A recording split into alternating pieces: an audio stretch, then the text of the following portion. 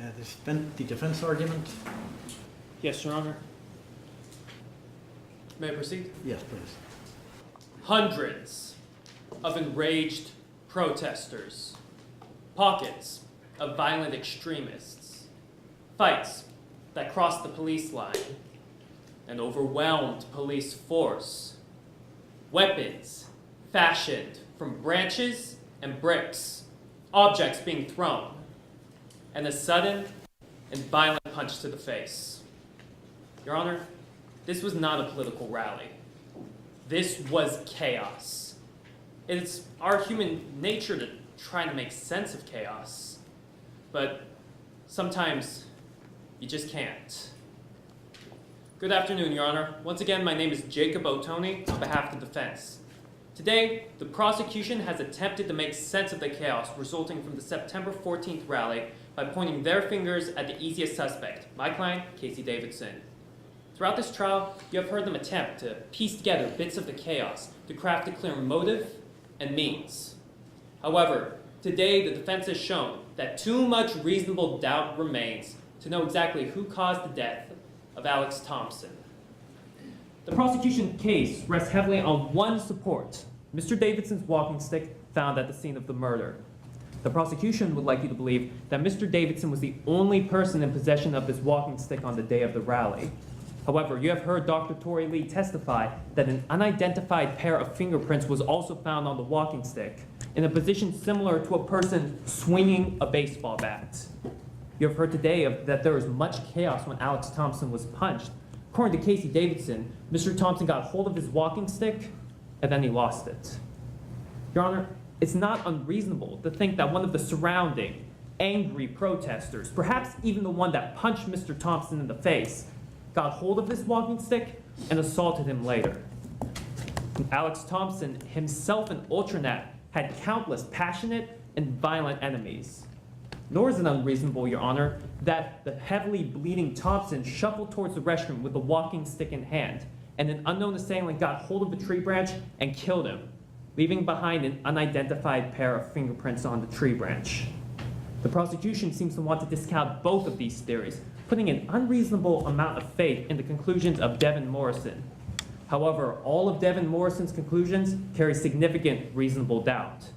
As for Mr. Davidson's skin cells found under Mr. Thompson's fingernails, you have heard from both Casey Davidson and Morgan Bonderman that Mr. Davidson and Mr. Thompson were involved in an altercation just before Mr. Thompson's death that left them both with small cuts and scratches.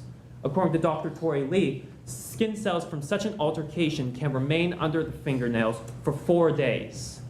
Additionally, you have heard Dr. Tori Lee testify that Alex Thompson's skin cells could have gone onto the walking stick, my apologies, when he aggressively grabbed the walking stick and yanked it from Mr. Davidson.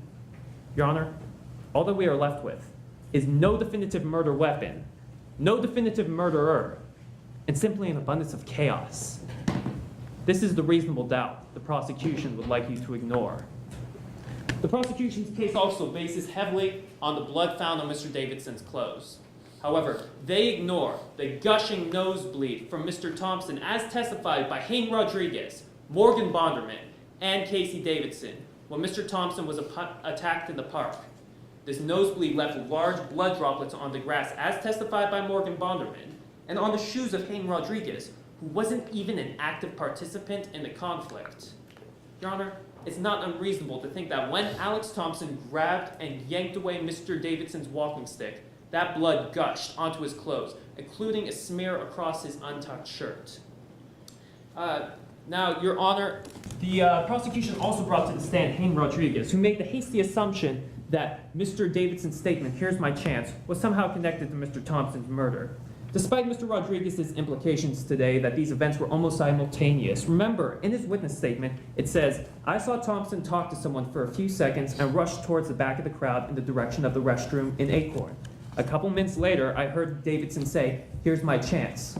These two instances were separated by minutes. Your Honor, it's illogical that these two instances are somehow connected. It's far more logical that Mr. Davidson was simply saying it was his chance to buy batteries.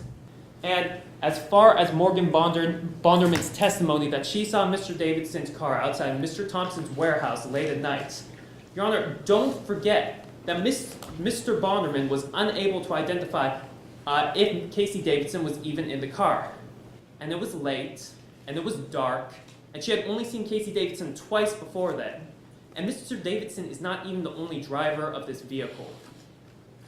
Your Honor, CalCrim 224 states that in cases dealing with circumstantial evidence in which two or more reasonable conclusions can be drawn, in which one points towards innocence and one points towards guilt, you must choose the one that points towards innocence. The prosecution wants you to believe that there is one simple interpretation to the evidence. But, Your Honor, that's simply not the case. Hundreds of enraged protesters, pockets of violent extremists, fights that crossed the police line, an overwhelmed police force, weapons fashioned from branches and bricks, objects being thrown, a sudden and violent punch to the face, and the conviction of an innocent man. Your Honor, we cannot add to the chaos. Therefore, we implore you to find Casey Davidson not guilty. Thank you.